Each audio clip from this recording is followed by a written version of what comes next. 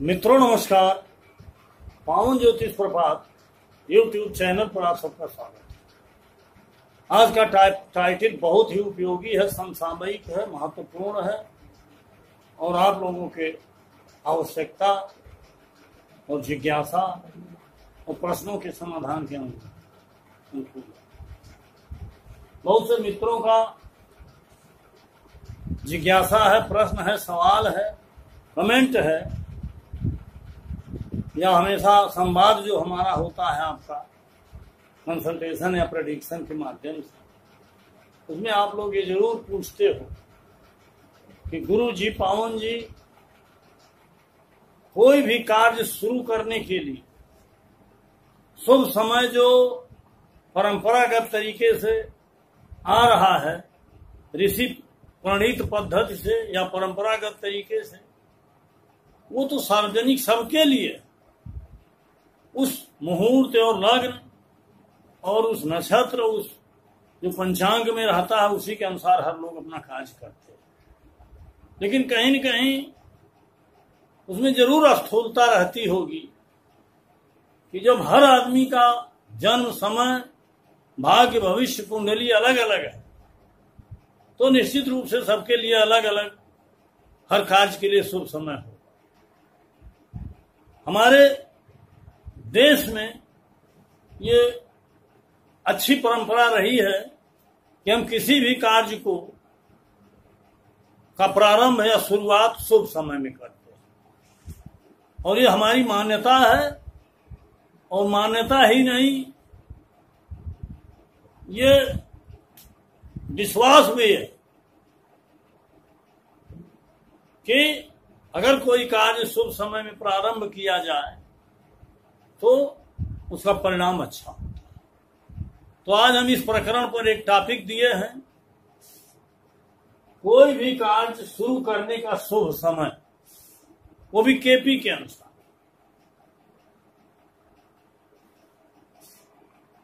Auspicious time to start any work. जी हाँ मित्रों, बहुत ही रोचक टॉपिक है, सारगर्भित है। आपसे अनुरोध है कि आगे बढ़ने से पहले अनुरोध है कि वीडियो को अंत तक पूरा जरूर देखिए। अब तक अगर मेरे चैनल को सब्सक्राइब नहीं किए हैं तो नीचे का लाल बटन दबाकर सब्सक्राइब कर दें। बगल में जो बेल आइकन आती है उसे जरूर पुश कर दें और बेल आइकन दबाने के बाद आता है ऑल, तो ऑल को जरूर पुश कर दें ताकि प्रत्येक वीडियो का नोटिफिकेशन तत्काल आप तक पहुंचे। मित्रों को शेयर जरूर करें, वीडियो पसंद आवे तो लाइक जरूर। आइए आगे बढ़ते हैं। देखिए, आज का प्रकरण में गणित का बहुत तामझाम तो नहीं है और आपको एक चीज और भी बताना चाहता हूं कि शुभ समय, कोई भी कार्य करने का शुभ समय, इसके लिए दशा, अंतरदशा, प्रत्यंतर दशा महत्वपूर्ण नहीं। इसके लिए हर क्षण महत्वपूर्ण है, टाइम महत्वपूर्ण है, दिन महत्वपूर्ण है। उस दिन हम कब किस कार्य को शुरू करें, ये महत्वपूर्ण है। और इसके लिए सबसे आवश्यक है कि आप अपने कुंडली चार्ट से या जातक परीक्षक के कुंडली चार्ट से ये खोज करें, ये देखें कि कौन सा ग्रह किन भावों का, किन कार्यों का सिग्निफिकेटर है। तो हमने केवल इसमें प्लेनेटरी चार्ट दिया है, केपी प्लेनेटरी चार्ट या केपी प्लेनेट्स सिग्निफिकेटर दिया। माने ग्रह किन किन भावों का दायित्व आपकी कुंडली में लिए हुए हैं और उसके साथ उनका उप नक्षत्र स्वामी सपोर्ट कर रहा है कि ये बार बार हमने बताया है। इसको आपको समझने में बहुत आसानी होगी कि देखिए, केपी प्लैनेट्स सिग्निफिकेटर, जैसे सूर्य है, सूर्य में 11-5, शनि के नक्षत्र में 8-10-11 है और शनि के चंद्रमा के उप नक्षत्र में है चंद्रमा 10-4-4-5। इसका मतलब सूर्य में 11-5 है, 11वां भाव आया हुआ, और शनि में 8-10-11 आया है। यहाँ देखिए, आपको 8वां भाव तो आया है सूर्य में नक्षत्र के माध्यम से, लेकिन उसके सब लाड़ में 8वां नहीं आया है, इस नाते 8वां न्यूट्रल हो जाए। अब सूर्य में 11वां आया है, चंद्रमा में 4-4-5 आया है, तो 4 और 11 का कॉम्बिनेशन है। देखिए, प्रमुख भाव और सहायक भाव, किसी भी कार्य को करने के लिए हमने बार बार बताया है कि जैसे आयु और स्वास्थ्य से संबंधित है तो 5 और 11 महत्वपूर्ण होता है। दवा दारू लेने के लिए, दवा लेने के लिए दारू ले, मेडिकल की दवा कराने जाना है तो किस दिन जाए, किस मुहूर्त में जाए, उसके लिए 5 11 कुछ। शिक्षा के लिए अगर एडमिशन लेना है या कोई काम करने, मेनली एडमिशन के लिए हम आज बात कर रहे हैं, और तो शिक्षा में बहुत कुछ काम है। तो एडमिशन लेना है, प्रथम जैसे LKG में बच्चे का एडमिशन कराना है, तो पहले दिन जो हम शुरुआत करेंगे तो किस ग्रह का नक्षत्र, किस ग्रह के राशि में चंद्रमा हो और किस नक्षत्र में हो, कौन सा वो लग्न हो, वो लग्न का कौन सा नक्षत्र हो, तो ये एक छोटा कालखंड निकल जाएगा। और उस समय अगर आप एडमिशन लोगे तो बच्चे का भविष्य पढ़े। एक चीज भ्रम और आपको मिटा दें कि आपके अंदर जो संदेह है कि बुध ही सबसे श्रेष्ठ होता है, बृहस्पति ही शिक्षा के लिए सबसे श्रेष्ठ होता है, अगर इनका कॉम्बिनेशन मिल जाए तो वास्तव में नैसर्गिक रूप से शैक्षिकता प्रदान करने के लिए, शिक्षा के मामले में और जो है गुण प्रदान करने के लिए उपयुक्त होता है। लेकिन अगर इन ग्रहों में वो भाव नहीं है जो हम चाहते हैं, जैसे शिक्षा में एडमिशन लेना है स्कूल में तो 4 11 होना जरूरी है, वो भले शनि हो या राहु हो या केतु, ये कोई जरूरी नहीं है कि वो बृहस्पति और बुध ही हो। अगर बृहस्पति बुध को तलाशेंगे, संयोग से उसमें नहीं आएगा तो क्या करें। तो इस नाते उसका सिग्निफिकेटर देखिए, मेन हुआ है। और अगर बुध और बृहस्पति का भी संयोग मिल जाए तो दी बेस्ट है, सोने में सुगंध। इसी तरह से अन्य भाव हैं। धन भाव के लिए 6 और 11 महत्वपूर्ण है, 2 भी जोड़ लीजिए, 10 भी जोड़ लीजिए। आपको विवाह के लिए 7 और 11 महत्वपूर्ण है, नौकरी के लिए 6 11 है, प्रतियोगिता के लिए 6 11 है, चुनाव के लिए 6 10 11 है। इस तरह से व्यवसाय के लिए 7 11 है, 7 10 11 है। सबके हमने दिए हैं कि कौन प्रमुख भाव है, कौन सहायक भाव। तो 11वां भाव जरूर हो, प्रमुख भाव जरूर हो। इन चीजों का कॉम्बिनेशन आपको बनाना है। इसके लिए हमने आज मेरी एक छोटी सी नातिन है जिसका नाम है देवांशी, उसका बर्थ डिटेल हमने इसमें दे करके उसके प्लेनेटरी सिग्निफिकेटर्स को दिया है, उसका लग्न चार्ट, कष्ट चार्ट दिया है। साथ ही हमने बार बार बताया है कि जहां स्थिति समझ में नहीं आती हो या भ्रम की स्थिति बनती हो या क्लियर नहीं हो पा रहा कि अब क्या करें, वहां रूलिंग प्लेनेट का सहयोग बहुत आवश्यक होता है। रूलिंग प्लेनेट हमारे ईश्वरीय सलाहकार या मार्गदर्शक के रूप में काम करते हैं, तात्कालिक शासक ग्रह होते हैं। जिस समय आप कोई चीज चिंतन कर रहे हो उस समय उन शासक ग्रहों को नोट करके जरूर। तो आते हैं हम, देखिए ये मेरी नातिन है देवांशी राय, इसका डेट ऑफ बर्थ है 26 मार्च 2017, टाइम ऑफ बर्थ है 8:45 AM, प्लेस ऑफ बर्थ है गोरखपुर, यूपी, इंडिया। लग्न इसकी वृषभ है, चंद्रमा राशि कुंभ है, नक्षत्र चंद्र नक्षत्र शतभिखा, तृतीय चरण है। कुंडली चार्ट देखिए, केपी लग्न चार्ट यहाँ वृष लग्न की कुंडली है, सारे ग्रह यथावत रखे हैं। केपी कस्प चार्ट यहाँ है वृष लग्न की, और यहाँ रूलिंग प्लेनेट है। रूलिंग प्लेनेट में भी आपको बता दें कि जिस समय हमने रूलिंग प्लेनेट लिया है 10/8/2020 को 17:32:45, तो आपसे अभी 1 घंटे 1.5 घंटे पहले, मतलब 5:32:45 PM पर, उस समय लग्न है मकर। मकर का स्वामी शनि है, देखो नंबर 1 पर आ गया है। चंद्रमा जिस नक्षत्र में होता है 2 नंबर पर रखा जाता है, चंद्रमा अश्विनी नक्षत्र में है, केतु को 2 पर रखा। चंद्रमा की राशि 3 नंबर पर आती है। चंद्रमा की राशि जो है मेष है, इस नाते मंगल को रख दिया। दिन आज सोमवार है, 4थे नंबर पर चंद्रमा को रख दिया। फिर लग्न के नक्षत्र का स्वामी कौन, ये उत्तराषाढ़ा नक्षत्र में लग्नांश है, इस नाते सूर्य को। इस तरह से 5 ग्रहों को हमने रखा है। शनि देखिए बकरी है, कोशिश करके हम केतु, मंगल, चंद्रमा और सूर्य को ही पकड़े। सीरियलिटी की जहां तक बात है, इसको हमने बताया क्रम से, पहले केतु को, फिर मंगल को, फिर चंद्रमा को, फिर सूर्य को लेना। ये स्थिति बनती है।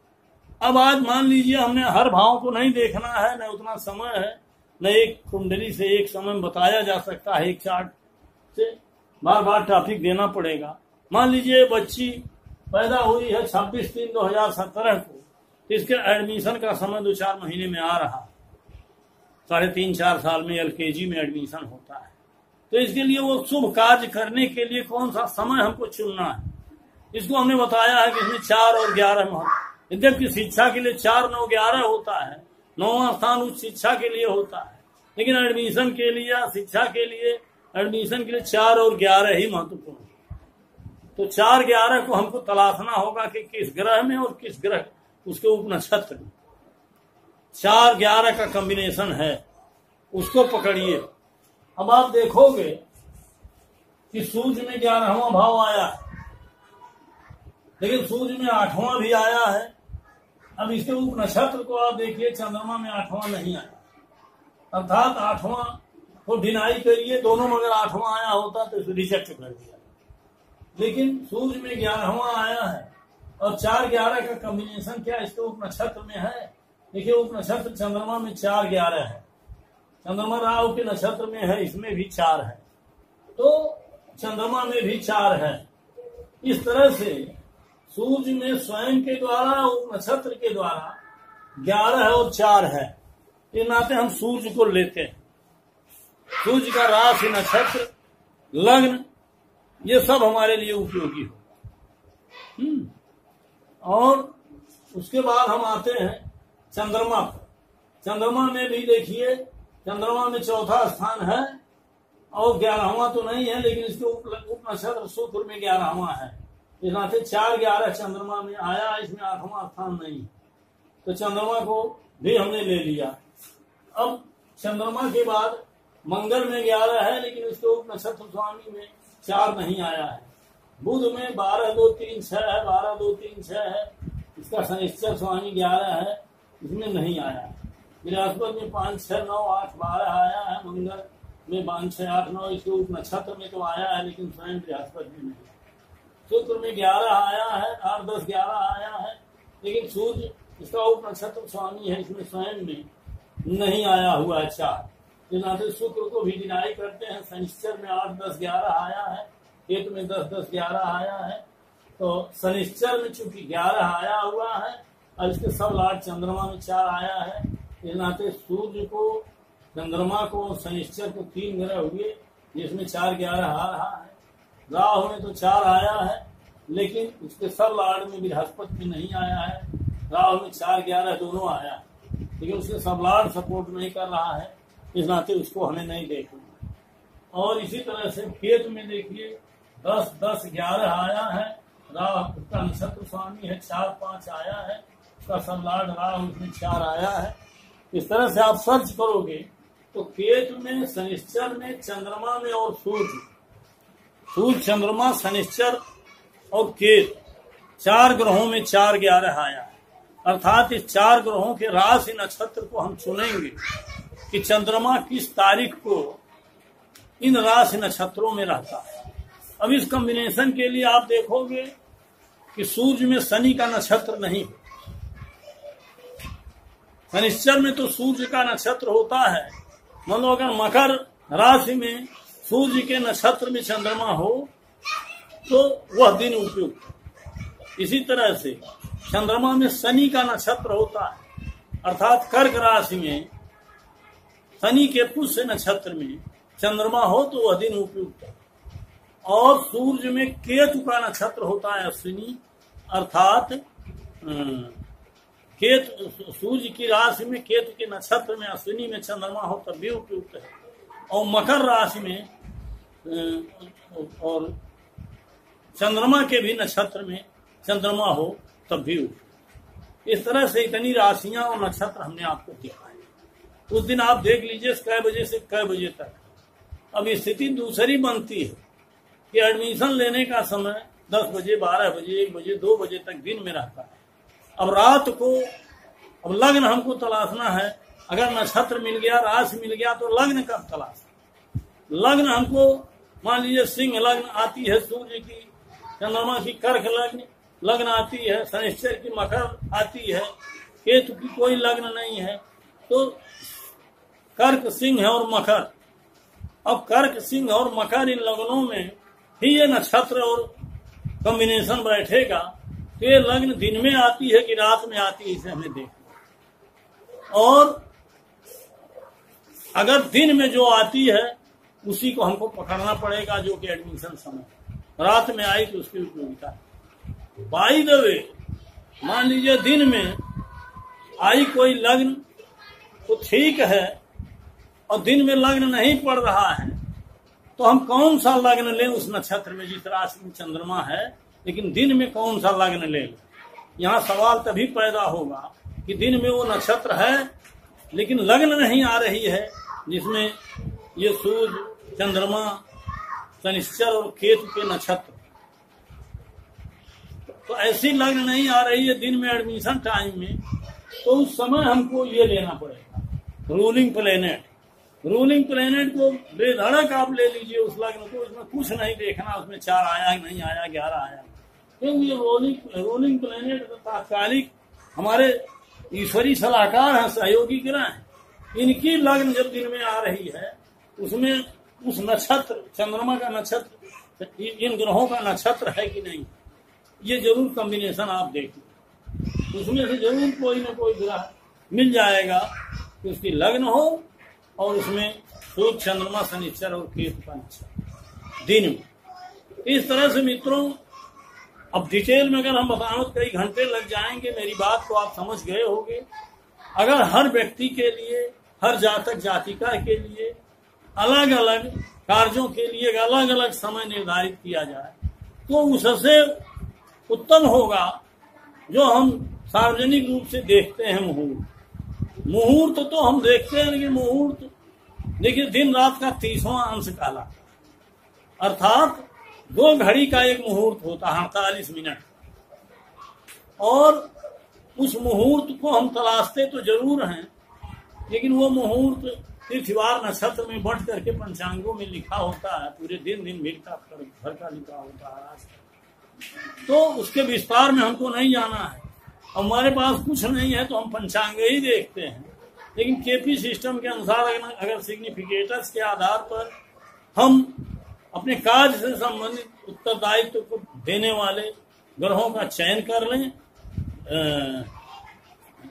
प्लैनेट्स सिग्निफिकेटर के आधार पर, चाहे वो आय संबंधी हो, स्वास्थ्य संबंधी हो, शिक्षा संबंधी हो, विवाह संबंधी हो, संतान संबंधी हो, व्यवसाय संबंधी हो, या अन्य किसी निर्माण संबंधी हो, भूम भवन वाहन खरीद के साथ हर कार्यों के बारे में प्रमुख और सहायक भाव होते हैं, उसको हमने एक नहीं अनेक बार बताए हैं। और ये सब चीजें, ये सब नियम और कानून उन्हीं लोगों के लिए है लॉजिक, जो ज्योतिष को काफी समझ रहे हैं। नहीं तो इतना छोटा ज्ञान कि किस राशि में कौन नक्षत्र होता है, कौन लग्न कब उदित होती है, क्या होता है, इसका एक नॉलेज हमको लगता है कि हमारे अधिकतम व्यूअर और दर्शक मित्रों को हो गया है, क्योंकि ज्यादातर लोग जो कमेंट करते हैं और हमारा वीडियो देख रहे हैं वो ज्योतिष से संबंधित छात्र ही हैं, विद्वान हैं, विद्यार्थी हैं। अन्य लोग हो सकता है क्लिक करके उसके बाद हट जाते हो, क्योंकि उनके समझ से परे होता है। तो मेरे ज्योतिष का जो ये वीडियो के सिस्टम का देने का उद्देश्य है, केवल उन्हीं लोगों के लिए, उन्हीं जिज्ञासुओं दर्शकों के लिए है जो ज्योतिष में रुचि रखते हैं, सीखना चाहते हैं, समझना चाहते हैं, अपना भाग्य भविष्य उज्जवल बनाना चाहते हैं, लोगों का भी सहयोग करना चाहते हैं। और ऐसे लोगों की संख्या देश विदेश में ज्यादा बढ़ रही है जो मेरे वीडियो को देख रहे हैं। अगर मेरे बताए गए लॉजिक से आप समय का निर्धारण करके उस समय में वो कार्य करें, तो निश्चित रूप से जिसको भी आप बताओगे या अपने, वो बहुत ही लाभप्रद और उपयोगी सिद्ध होगा, सफलतादायक होगा, और आपका मान सम्मान, यश, कीर्ति, धन, वैभव सब बढ़ेगा। तो मित्रों, वीडियो लंबा हो रहा है, इस नाते बहुत विस्तार में देखो।